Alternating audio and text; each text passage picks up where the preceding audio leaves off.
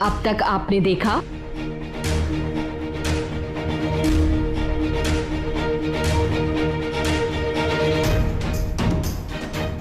युवराज ने तेरी जान बचाने के लिए वो जहर वाली खीर खा ली थी। हमारी मना करने पर भी तू महल क्यों गई मनस्विनी? आज के बाद आप हमसे पूछे बिना महल से नहीं निकलेंगे। आज हमारी नाकामी की एक ही वजह थी मनस्विनी, तुझे उस वजह को हटाना होगा। जैसे ही मन्नू अपना कदम बाहर रखेगी मैं उसे डस लूंगी। अब आगे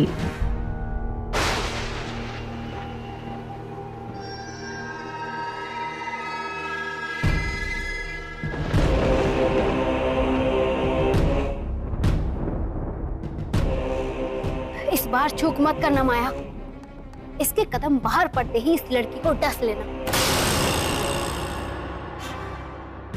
और ये समझ लेना कि ये लड़की माधव का सुरक्षा कवच है। एक बार ये कवच हट गया तो ये छोटी कटार माधव की जान ले लेगी, फिर नागमणि नागवंश की हो जाएगी।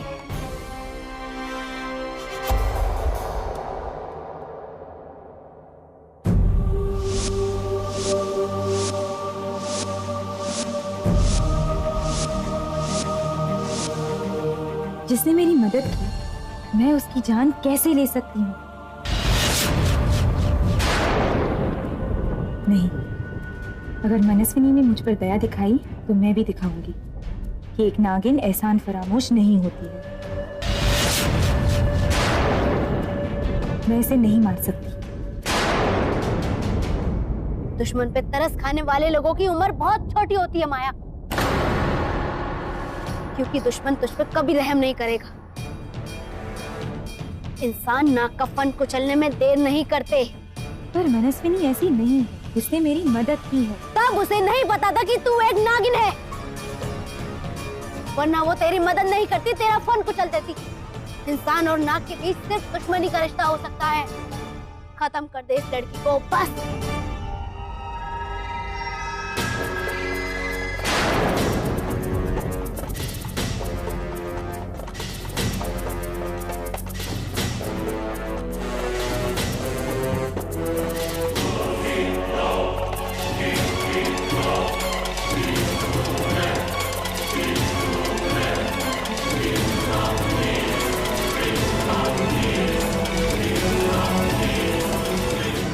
लड़की को बाहर बुलाना ही होगा।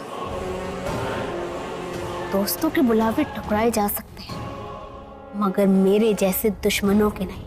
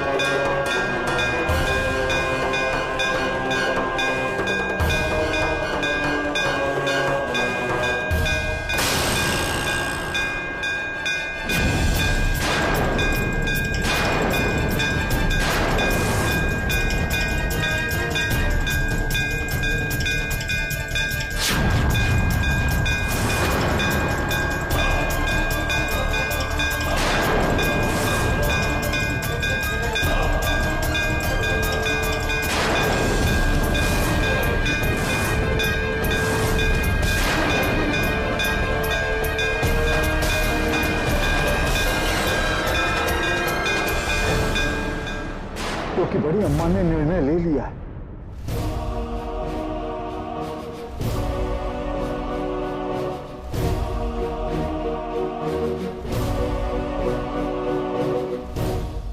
इतनी रात को यहाँ?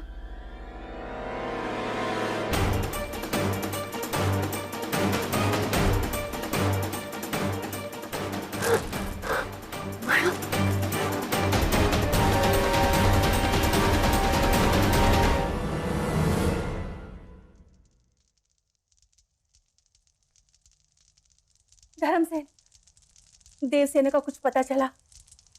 नहीं बड़ी अम्मा, हमने देव रक्षिका को हर जगह ढूंढा पर उसका कुछ पता नहीं चला।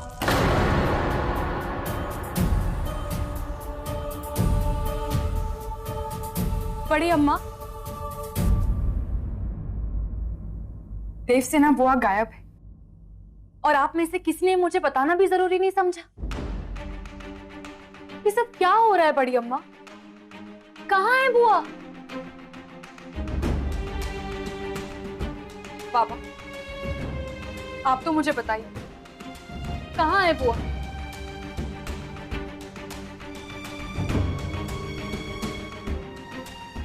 बड़ी अम्मा, आपको मेरी कसम, आपको मुझे बताना ही होगा कि कहाँ चली गई है देवसेना बुआ। मैं जब से जीवित हुई हूं मैंने बुआ को देखा तक नहीं। आखिर हुआ क्या है?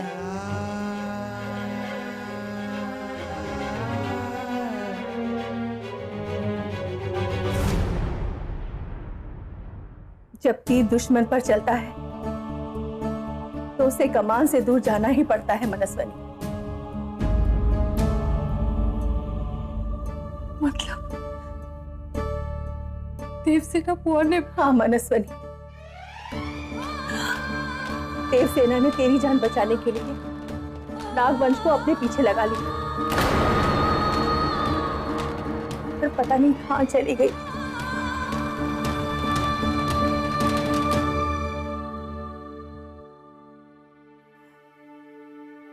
बड़ी अम्मा,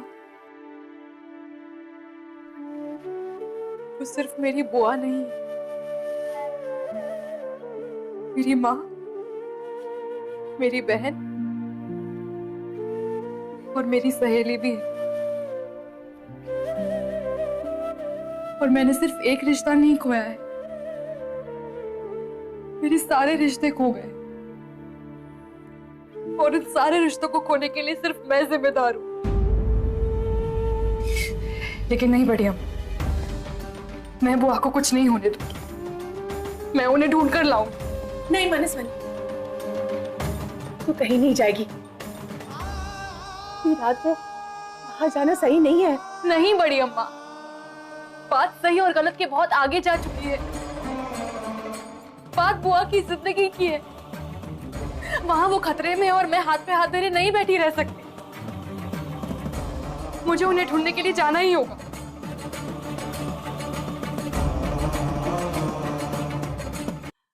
धर्मसेन, समझाओ इसे, इस वक्त बाहर जाने से कुछ हासिल नहीं होगा।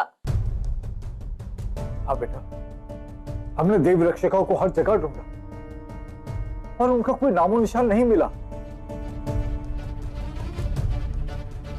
बड़ी अम्मा सही कह रही, तुम्हें यही गरुड़ मठ में रहना चाहिए। बेटा, हम सुबह जाएंगे उन्हें दोबारा ढूंढने के लिए। नहीं पापा, बुआ मेरा सब कुछ है। और जिनका सब कुछ खो जाता है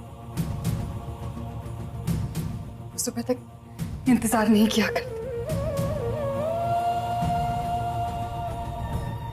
मनस्वनी, मनस्वनी! बड़ी अम्मा, आप परेशान मत रहिए, हम उसे वापस लेकर आते हैं।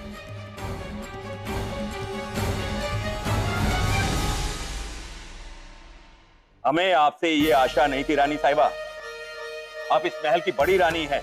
हम इस महल को, इस वंश को आपकी जिम्मेदारी पर छोड़कर बाहर गए थे। आपकी लापरवाही की वजह से वो हुआ जो पिछले 100 वर्षों में नहीं हुआ। नागवंश ने इस महल की दहलीज को लांघने का साहस किया है। युवराज माधव मौत के मुंह से वापस लौटे हैं। इसकी जिम्मेदार आप हैं रानी साहिबा। वाह जेठ जी, शाबाश, और चिल्लाइए। हम तो कहते हैं एक दो थप्पड़ भी लगा ही दीजिए, हमारी मुंह में ठंड पड़ जाएगी। महाराज, हम नहीं जानते खीर में जहर कैसे आ गया। लेकिन आप ही के सामने युवराज ने वो जहरीली खीर खाई। और आप उसे रोक नहीं पाई?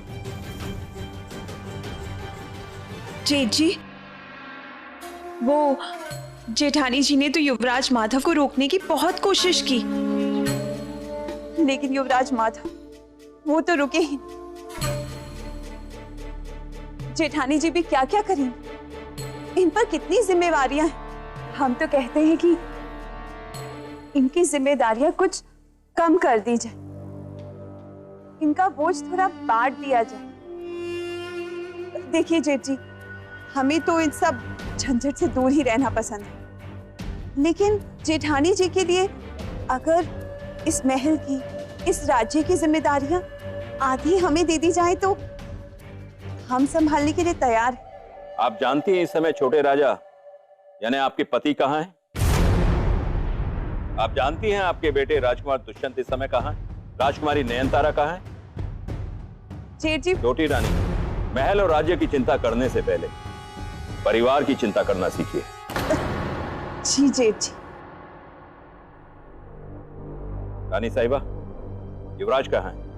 वो उन्होंने जो किया वो दोबारा नहीं होना चाहिए। हमने उन्हें अपनी कसम दी है, वो दोबारा गलती कभी नहीं करेंगे। जेठ जी, वो हम कह रहे थे कि आप हमसे या फिर जेठानी जी से चाहे कितने भी नाराज हो जाए, लेकिन एक माँ का दिल कैसा होता है आप नहीं समझ पाए। और आप दोनों नहीं समझ रही हैं कि राजा का फर्ज क्या होता है। युवराज और मनस्विनी के बीच जो कुछ भी है उसे अभी इसी वक्त खत्म करना होगा। हमें उनके पैरों में बेड़ियां डालनी होंगी।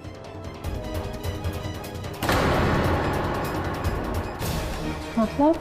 चित्तौड़गढ़ ये संदेश भिजवा दिया जाए कि बरसों पहले हमने जो वादा किया था उसे पूरा करने का समय आ गया है। आपका मतलब? जी, हम चित्तौड़गढ़ की राजकुमारी से युवराज के विवाह की बात कर रहे हैं। हमारा विवाह?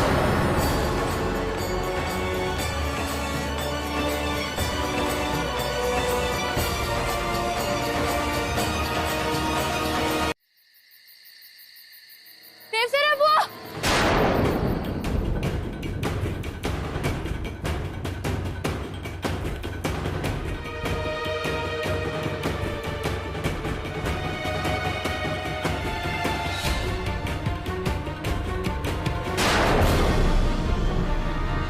मनो! मनो! देवसेना बुआ! मनो! देवसेना बुआ! मनो रुक जाओ! मनो!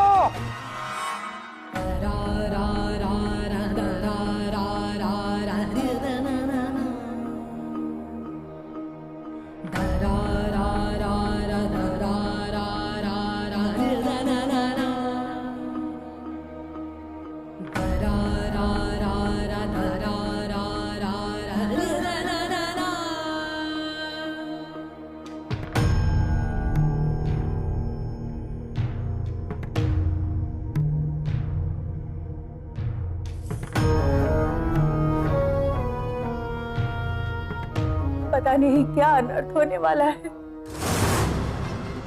हे गरुड़ देव, रक्षा करना, रक्षा करना प्रभु।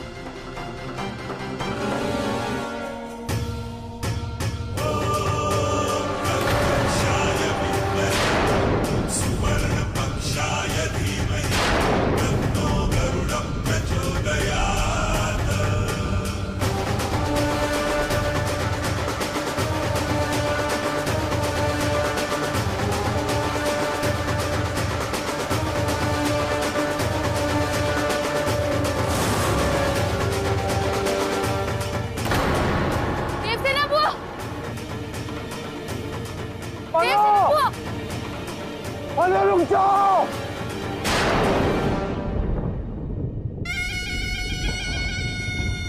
ये रात को जंगल में बाप बेटी पकड़म पकड़ाई खेल रहे।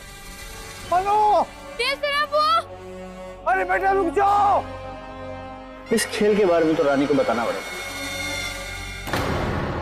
आपने हमारी शादी का फैसला ले भी लिया और हमसे पूछा भी नहीं। आप शायद ये भूल रहे हैं युवराज कि हम यहाँ के राजा हैं। हमें कोई फैसला लेने के लिए किसी की राय की जरूरत नहीं है। और आप शायद बोल रहे हैं महाराज कि आपका राज सिर्फ इस राज्य पर, हमारे दिल पर नहीं। दिल की बात सुनने वाले बेवकूफ होते हैं माधव। हम जो कर रहे हैं आपके भविष्य के लिए कर रहे हैं। आने वाला कल ना ही आपने देखा और ना ही हमने। हम आपसे बहस नहीं करना चाहते, हमने आपसे कोई राय नहीं मांगी, अपना फैसला सुनाया है। और आपका विवाह चित्तौड़गढ़ की राजकुमारी के साथ ही होगा। जेठ जी, हम कह रहे थे कि इस वक्त ऐसा शुभ काम कैसे हो सकता है, वो भी जब युवराज के प्राणों पर संकट है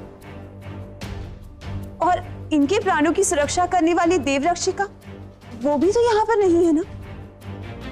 जंगल की ओर गई थी, अब तक नहीं लौटी। आप उसकी चिंता मत कीजिए छोटी रानी। हमने अपने सैनिकों को यह आदेश दे दिया है कि देवरक्षिका देवसेना जहां कहीं भी हो सुरक्षित गरुड़ मठ में पहुंचनी ही चाहिए। मान लीजिए देवरक्षिका को कुछ हो गया, वो वापस ही ना आई तो ऐसे में युवराज के प्राणों की सुरक्षा कौन करेगा? आप ठीक कह रही हैं छोटी रानी। आप गरुड़ मठ में यह संदेश भिजवा दीजिए कि हमारा आदेश है कि मनस्विनी को देवरक्षिका बनाने की प्रक्रिया जल्द से जल्द पूरी की जाए।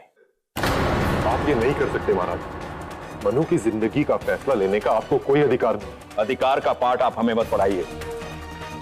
जो राजा प्रजा के लिए बलिदान देता है उसे यह अधिकार होता है कि समय पड़ने पर वो प्रजा से बलिदान मांगे। पर महाराज, बस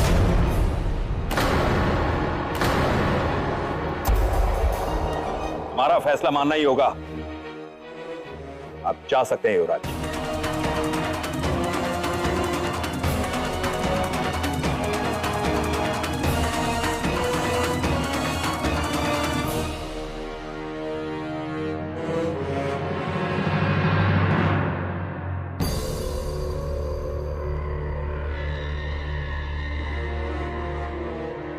हाय जेठानी जी, ऐसी उदास सर झुकाए कितनी अच्छी लगती हैं आप। भगवान करे ये सारी उम्र ऐसी ही रहे। देवसेना बुआ!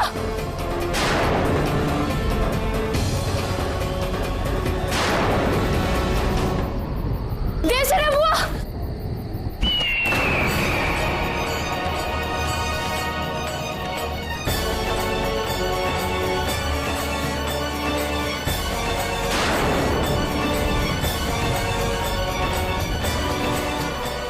मनु कहाँ गई? शायद इधर गई होगी। देवसेना बुआ, आप हमेशा कहती थी ना कि मनु अकेले पैदा नहीं हुई, वो अपनी जिद के साथ पैदा हुई। और आज मैं ये बात साबित करना चाहती हूँ।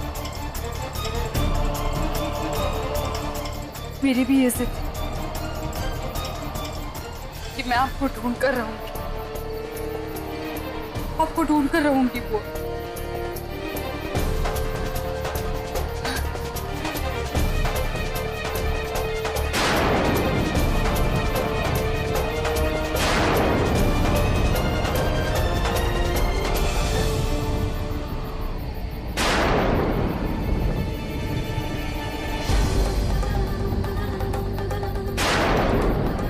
ये तो देवसेना बुआ की पायल है, मतलब वो यहीं कहीं है। देवसेना बुआ! देवसेना बुआ!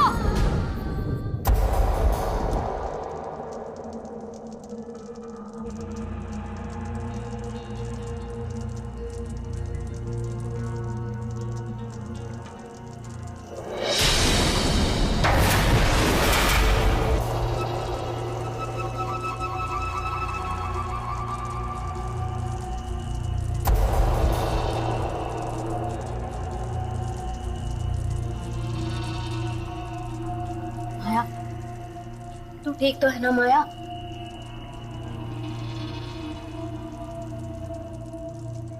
जी तक्षिका, मुझे माफ कर दीजिए, मैं नाकाम हो गई।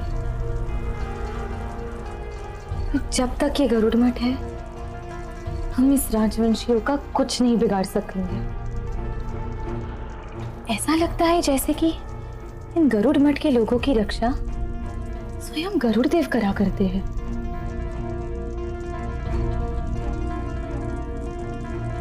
उनके पास देव रक्षिका है, गरुड़ देव की कृपा है, तो हमें भी अपना पलड़ा भारी करना होगा। मतलब ये कि जब तरकश के हर तीर खाली चले जाए तब ब्रह्मास्त्र निकालना पड़ता है। ब्रह्मास्त्र? हाँ माया, वो नाग शक्ति जो अकेली इन सब लोगों से टकरा सकती है। हमें उस नाग शक्ति को श्राप मुक्त कराना होगा।